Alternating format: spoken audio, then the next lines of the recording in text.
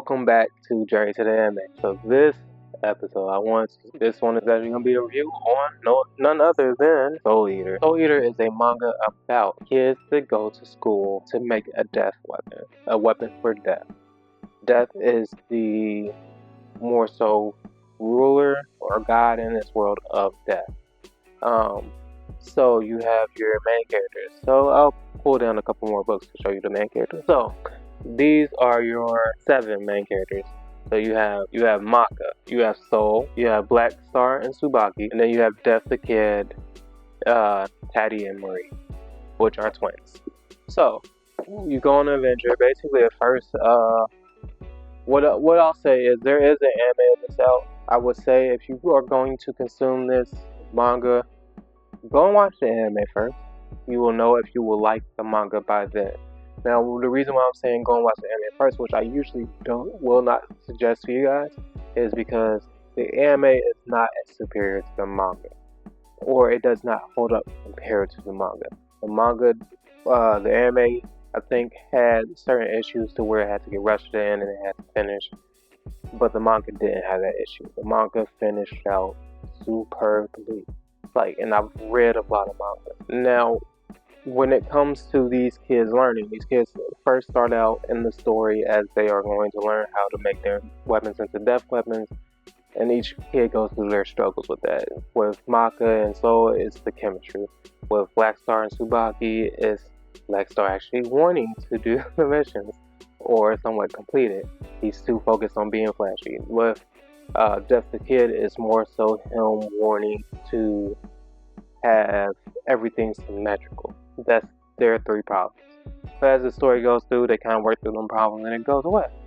Now, what happens later in the story, I'm gonna try not to spoilerize this video too much. They run into an enemy. An enemy is unleashed onto the world. That enemy becomes the in-game enemy, and that's not even halfway through the story, I think.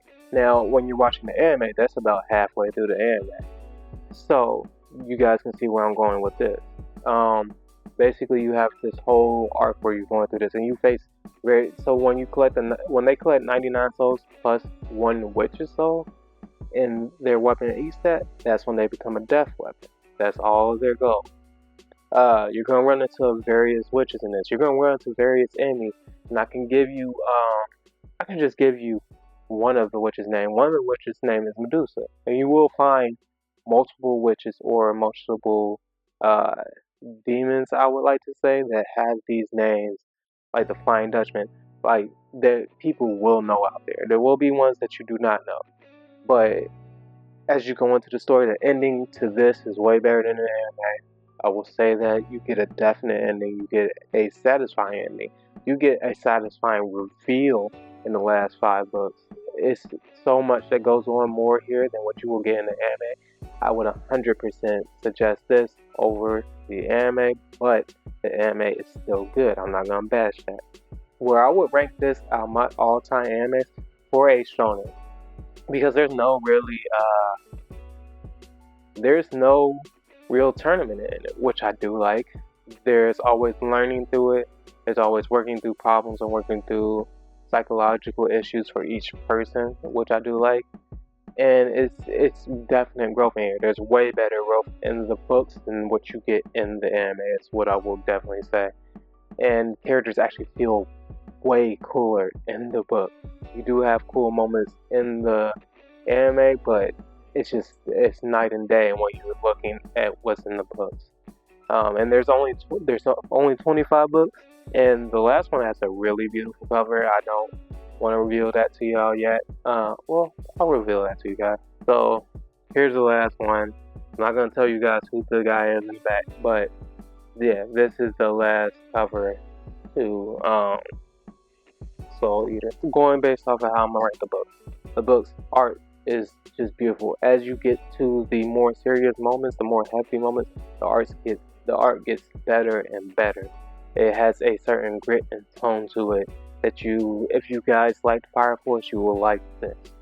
The story is phenomenal. So it starts out slow, but not even that it starts out slow. It doesn't start off as heavy as what you would think it would get until you get to the end. You do have your fan service in there. If that's a deal breaker for you, I can't stop you. Um, Other than that, the art is really, the character design is really, really cool. I do like that.